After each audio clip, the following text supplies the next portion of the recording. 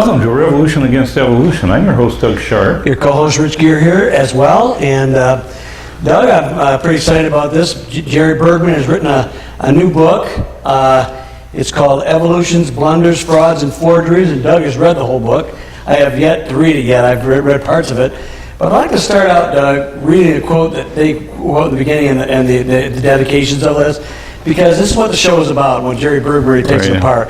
And it's by the anti-creationist Michael Ruse, I believe is the guy. Yeah, Michael Ruse. And he wrote in the National Post, May 13th, 2000, evolution is promoted by its practitioners as more than mere science. Evolution is promulgated as an ideology, a secular religion, a full-fledged alternative to Christianity with meaning and morality. Evolution is a religion.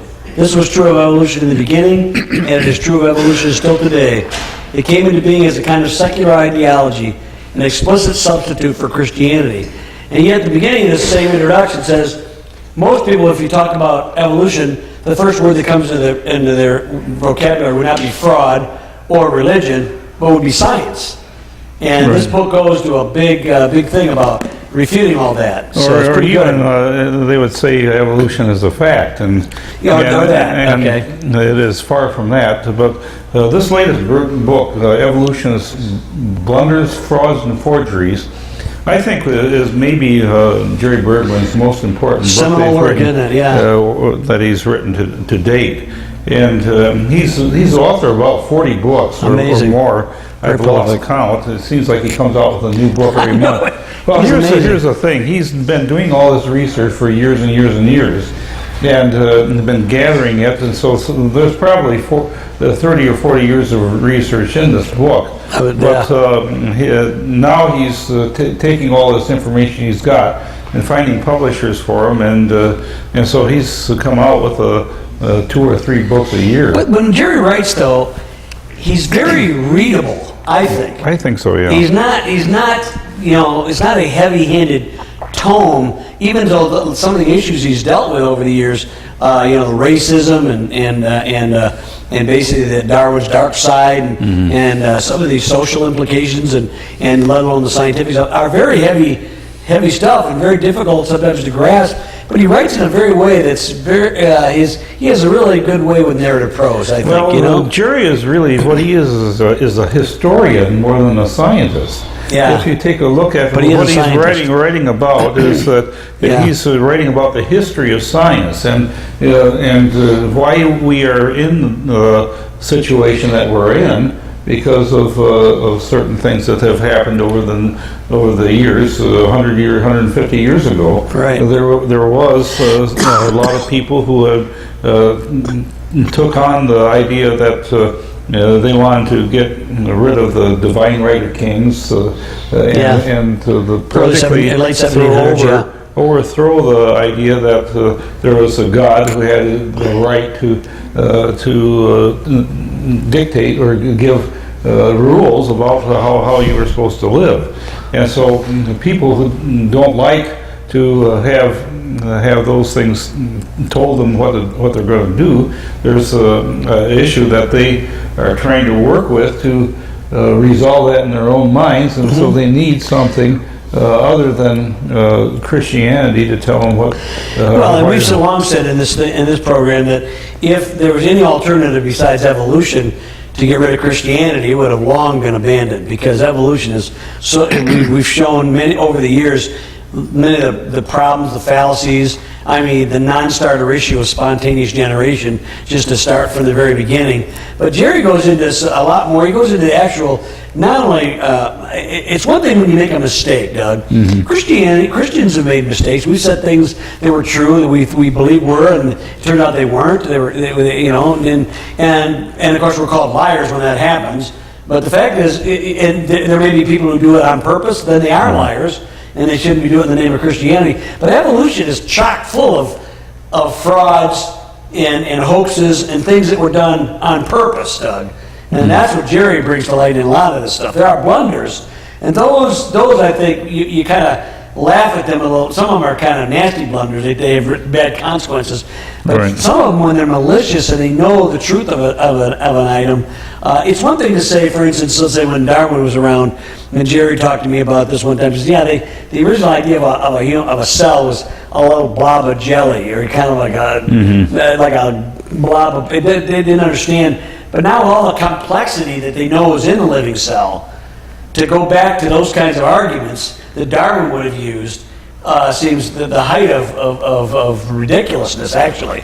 Okay? And the computer code that's in life has always been complex. Always, yeah. Beyond our understanding, because it's actually a four-dimensional computer program. It deals with time as well as height, width, and depth. It deals with 4 dimensions, yeah. And so each dimension of the DNA molecule, the genetic code, and the life cycle of the genetics that as it goes in life it takes place in 4 dimensions, where our computer It anticipates things. Right, yeah. Yeah, but back to Jerry's book here, Doug. I mean, I don't know. He's got, what is he got? How many chapters does he have in this book? What is it, about 20? There's about 18? 18 chapters. 18 chapters. But he lists a lot of different, like I said, blunders, frauds, and forgeries. And the frauds and forgeries, it really troubles me, Doug, that they get away with this stuff. Right. This is what you have to understand. If you're dealing from a creationist viewpoint at this juncture, that's the dominant worldview in the scientific community. And it's done that way primarily as ruse, as we quoted at the beginning. It's done as a religion, a secular religion, to replace Christianity. Human beings, since Adam and Eve, do not want to be beholden to God. They want to be God in themselves. That's the sin from the garden. It's the same thing, same sin, different day. Okay? But to promote and prop up this broken down theory, there's been a lot of things promoted. I know, Doug, maybe we ought to give, I don't know what your outline here, I don't remember what we were talking about before, but it's like there maybe is a top 10 list, or maybe 2 or 3 that you want to go into, that really, Right. I think the people, we've talked about them over time in different shows, but I think it's a good idea to really lay them out, Right. and just, sorry, Doug, we can give a barrage approach too once in a while, Yeah. And so, where would you like to start, Doug? Well, what I wanted to say was that there's the problem of people faking evidence, but there's really a more fundamental flaw with evolution, is that we're having ideology drive the evidence, Right, exactly. rather than the other way around. And the first chapter in this book deals with a problem that I recognized years ago, when I was first studying science and studying chemistry and biochemistry, and that I found that evolution is going in reverse of expectations. Yeah. Mutations are always there's a very difficult thing to find a beneficial mutation. Yeah. What they've usually touted as a beneficial mutation usually has a consequence with what this perceived benefit is. Yeah. And I have an example in here that Jerry writes about of a sheep that Darwin talked about. It's called the Ancon sheep. Oh, yeah, And okay. the benefit of the Ancon sheep having short legs was that they couldn't jump the fence, and so it was easy Great for us. for the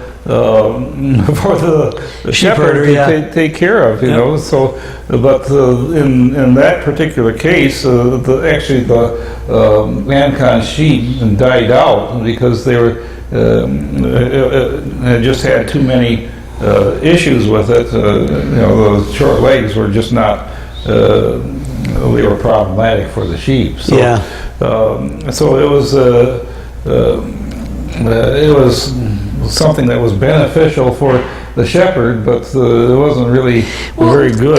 And Jerry talks about this in other books of his. But one of the amazing things about a lot of Darwinian thinking is that's where a lot of the idea of the purity of the races, they want to have purebloods, and right. and that is the worst thing for the for the genome you could possibly imagine.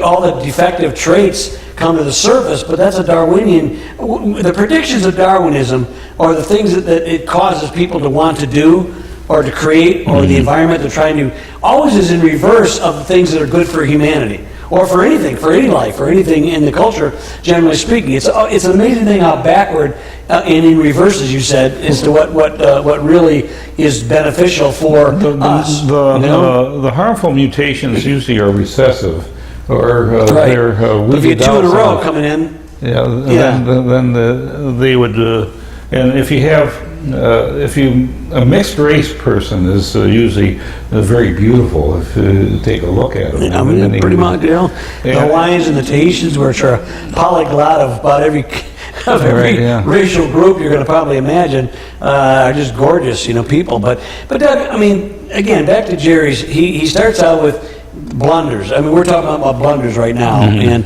there are a lot of blunders. I mean, Hitler came up with the idea, purity of the race, bad idea.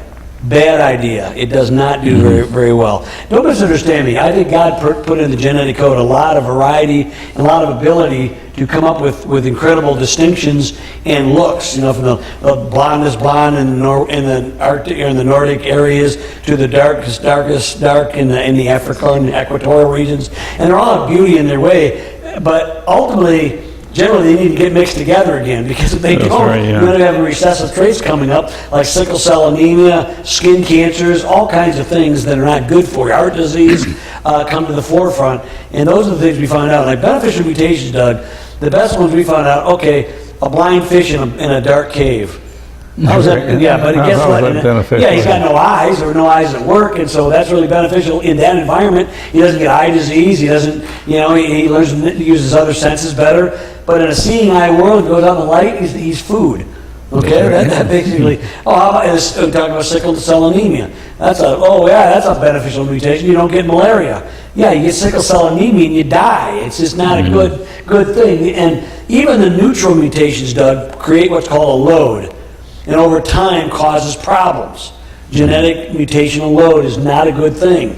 It doesn't come up, it doesn't create new things that are beneficial or worthwhile. What Mel's amazed me too is how they anthropomorphize natural selection, like it has some cosmic conscious that it's going to pick something for millions of years down the road. As if there's some... it's some dividing hand, some demons that are doing the picking, exactly. And it's just, the whole thing is ridiculous. When it's ridiculous from the outset. When everything in science tells you life always comes from not life, tell me how a living organism, a reproduction cell, came from a non-living material and matter. It has to happen. Evolution and paleontology are speculative fields, because they're fraught with problems of fraud and forgery. They're fraught with fraud. And fraught with fraud. Yeah. I mean, paleontology is actually looking at physical things. But nobody has a 65 million BC date on a T-Rex bone. There's not, a 325 million BC on a coelacanth, or a 70 million years. It just doesn't. There's nothing. It's speculative based on ideology. Again. And Ernst Haeckel, he gave the name of a protozoa, Bathybius haeckeli, and Eozoon, and they were the little blobs that you were talking about.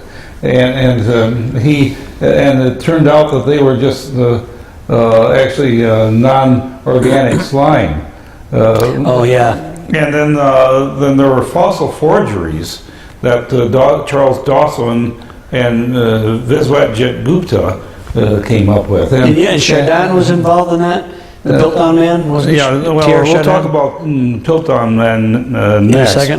a second? But there was actually fake data that these guys made up. Viswatjet Gupta, he said there was a whole treasure trove of these new fossils that he found in a layer, and so he documented them all, and they infiltrated the textbooks, and turned out he made it all up. Do you have, are there any examples that we might remember? And so I have it in here. It talked about. Let me see and it says the tragedy is the difficulty, labor, and time that may be required to clear up the mess and is incalculable. And so he he forged the data for the Paleozoic and Mesozoic periods of the Himalayas, and so there was he claimed to have discovered a treasure trove of fossils that added astonishing additions to the faunal list of species in the area that which he worked, and his claims were widely accepted for many years, and so now they have to go back and clean all this up. And a colleague, Gupta, who was on several expeditions with him, wrote that most of the doubts expressed by these people were well-founded. An example was that the sample that they provided to Gupta to examine was found to contain numerous condanti, but the remainder of the sample that he kept for analysis was completely barren of condadons. Condadons, that's a type, what kind of fossil? Something with teeth, I know that. And so there's clear evidence that Gupta has seeded the sample with his stuff. Oh, I see, yeah. And so this really gets me, Doug, is, Doug, we ran into it when people trying to not only create forgeries, but destroy things that are real. For instance, we went to Plexi Riverbed, Doug, and that guy that came out and tried to smash the tracks up. Oh, yeah. I mean, or the guy that wanted to buy the trilobite in the sandalfoot fossil. Yeah, the Meister print, yeah. The Meister print. And he said, well, what do you want to buy it for? I want to destroy it. That's right. And this is the kind of stuff that you're going up, because these people have really not a good morality sense. They don't really... There are some people who set on fire the field next to the museum, hoping to burn down the museum. Oh, Ball's Museum, really? Ball's Museum, yeah. So there's not only there's proactive forgery, but there's also trying to suppress real evidence, which is interesting. But Doug, but Dawson was also involved in 1912, the Pilton Man. Right. And that is probably the most famous. He has a whole chapter on that. Yeah, that's probably the most famous. But you can never say enough about it, because it speaks volumes about the prejudice of a worldview and the ability for people to hold on to something, even though in its initial outing it was shown to be a fake. Evolutionists needed the Pilton Man to fit in within the area between Java Man, which we'll also talk about, and the Australopithecines and the Neanderthal Man. Neanderthal Man is really modern man. He really is. The evolutionists admit that the Neanderthal, if you found Neanderthal, you found modern man. So you really they need the distinctions to give you that illusion. And I tell you, that's one of the things that are one of the most amazing. Talk about the Pilton Man, but the drawing, Doug. How much art, and I'm an artist, okay, and how art is used to manipulate the psyche of a worldview, and that drawing of from rhesus monkey all the way up to human beings, has been used over and over again. I mean, I saw it in National Geographic, I've seen it in Time magazines, and it still is used, even though most of the stuff that they use is thrown out, and then they have to redo another drawing. But that image is so evocative, it is so powerful, and the guy who invented it, but wow, what a diabolical image, because it shows you things that just, in the words, doesn't exist. It ain't necessarily so, man. It just doesn't work that way. And like the whole thing, conflating the fossil Lucy with the Laetoli Prince to say that Lucy walked upright and had human feet. That's an interesting story, Doug, because that, I think, is a blunder.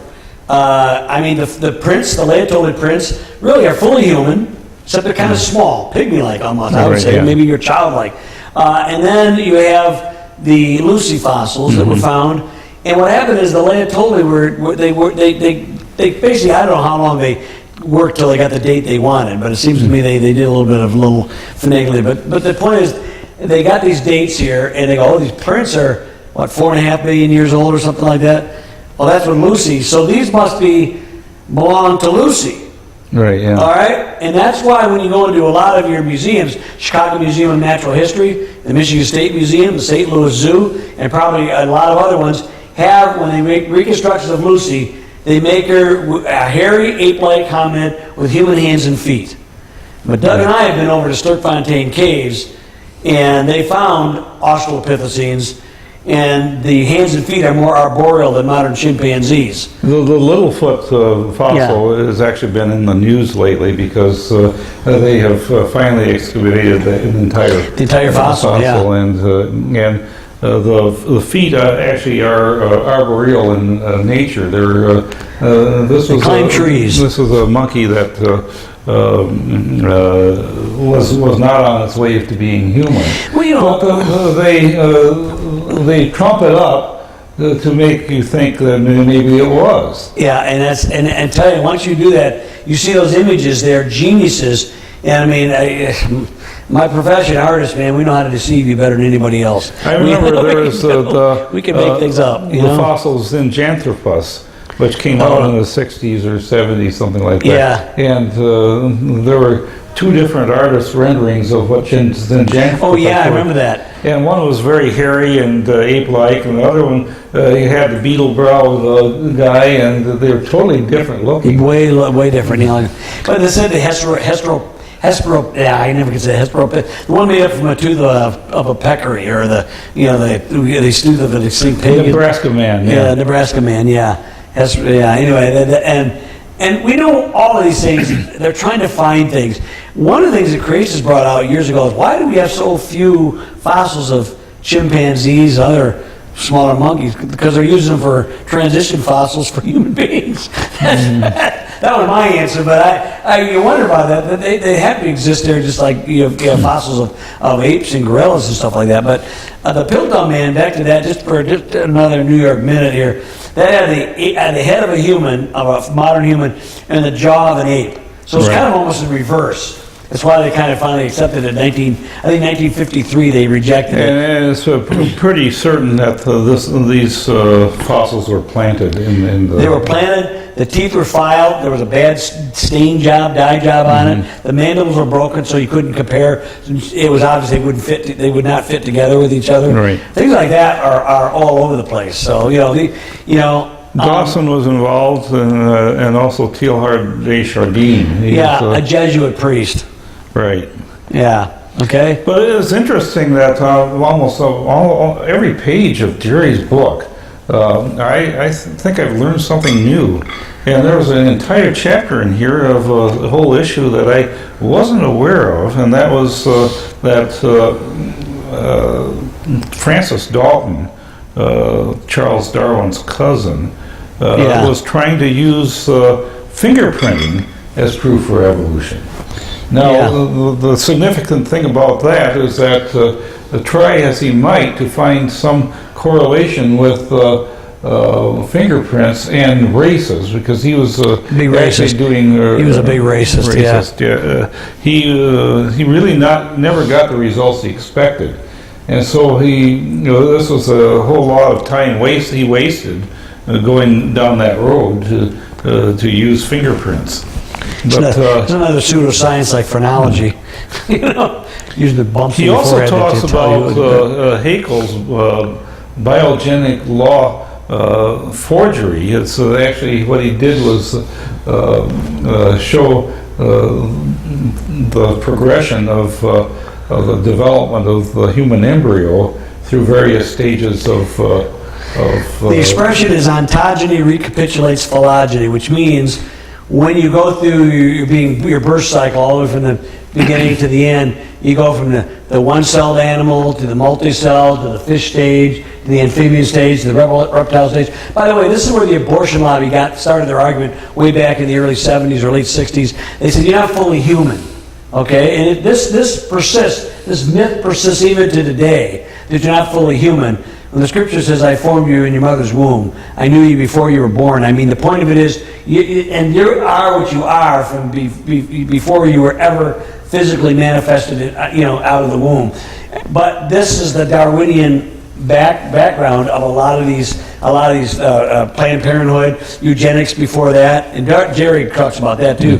But the Haeckel drawings are really diabolical because they are frauds, and they're proven to be so in his own lifetime, didn't he? I don't know. Wilhelm His was the guy who actually took him to task on this, and he was a contemporary of Haeckel, but apparently Hiss's arguments didn't stick because because it was they continued to use those drawings even up. Doug, I learned them when I was growing up. When I was in school, I learned those drawings. When I was in first grade, the Haeckel, they weren't called Haeckel's drawings. I didn't remember the names. I started studying creation seriously, but I saw those drawings, the fish stage, the amphibian stage, all of that going up there, and that was used. I don't know.